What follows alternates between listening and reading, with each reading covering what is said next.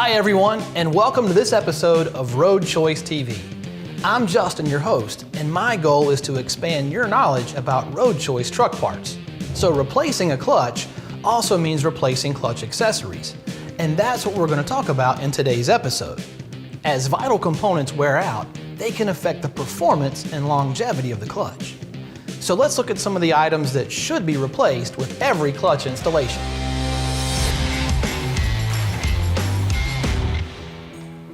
First, let's start with the flywheel. Ensuring the flywheel is within spec is a critical part of every clutch installation.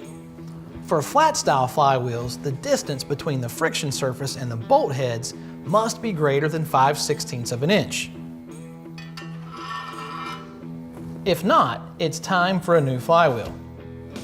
Also, the height of the centering lip must be less than 3/16 of an inch to ensure proper clutch mounting. For pot style flywheels, the same 5/16 of an inch distance is needed between the friction surface and the mounting bolts. And the height of the flywheel from the friction surface to the clutch mounting surface must be 2.937 inches.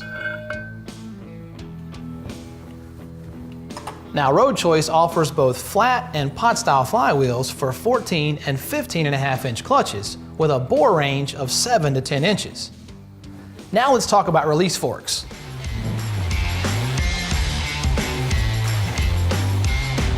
Worn fork fingers can cause wear on the sleeve bushing as well as adjustment issues.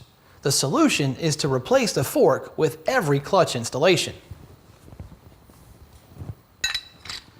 Constant wear on the cross shafts and linkage system can lead to a variety of problems, including adjustment issues, hard pedal, and premature sleeve bushing wear. Plan to replace the cross shafts with every installation and thoroughly inspect the linkage system. Worn cross shaft bushings create sideways thrust on the release bearing. This leads to wear on the sleeve bushings as well as the release bearing. It's always a good idea to replace these cross shaft bushings.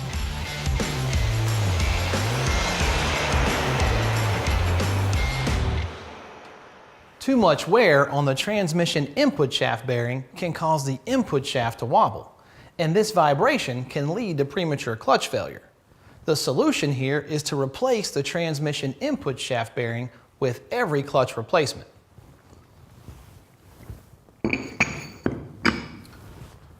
When measured, the input shaft should be 8.657 inches in length, but if it's longer than 8.71 inches, the input shaft bearing retainer must be replaced.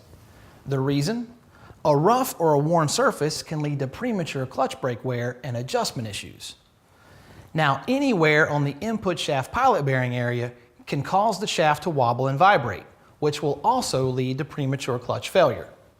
Worn splines on the input shaft will cause clutch release problems and may cause splined hubs in the clutch disc to break out. And any roughness in the bushing area can lead to sleeve bushing failure. This can cause the bushing to pull out of the sleeve.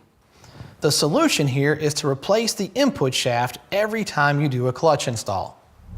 Another unique accessory is our fiber spacer. It's 1/8 inch thick and it plays a vital role in every clutch installation. Here's how. Over time, a flywheel loses thickness due to wear and resurfacing. That loss of material throws off proper spacing. Instead of adjusting the clutch to make up for that difference, we can add thickness back by installing a fiber spacer. Every time you adjust a new clutch, you're effectively taking life out of it.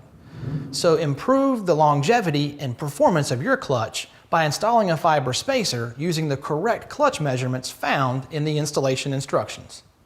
If the transmission is already installed, the fiber spacer can easily be put in by cutting a notch and popping it on. And it comes pre-marked with cut lines to help with this. Now, a clutch brake is used on non-synchronized transmissions to slow or stop the input shaft whenever the clutch pedal is depressed.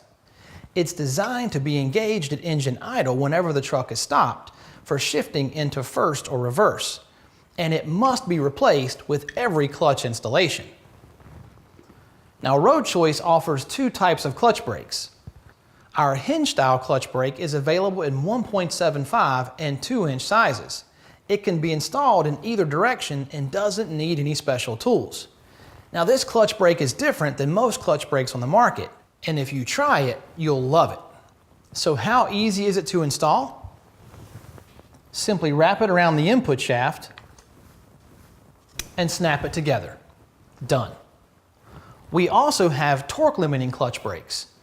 This brake is designed to slip when too much pressure is applied. It's a feature that extends the life of the brake. Last on the list is the pilot bearing. If the pilot bearing seizes up, it can cause premature wear to the input shaft. It'll also contribute to clutch brake failure and makes gear changes difficult. Again, the smart thing here is to replace the pilot bearing with every clutch install. One great way to get all of these accessories is with our Road Choice Clutch Installation Kit. Complete kits are available for RT and FR series transmissions with torque limiting or hinge style serviceable brake. Basic kits include a fork, cross shaft bushings, and either a torque limiting or hinge style brake. For each of these replacements, the idea is to correct the wear and tear issues before they become problems. And the time to do that is at clutch installation. It'll save you time and money and give you extra peace of mind. And don't forget that Road Choice offers a broad range of dependable clutches, all made right here in the USA. In fact, we offer over 40 lines of all makes truck parts available at Mack and Volvo dealerships. So stop by your local parts counter and check out our products, catalogs, and videos at roadchoice.com. And if you have any questions about this episode or any of our other episodes, send me an email to justin@roadchoice.com and I'll get you an answer.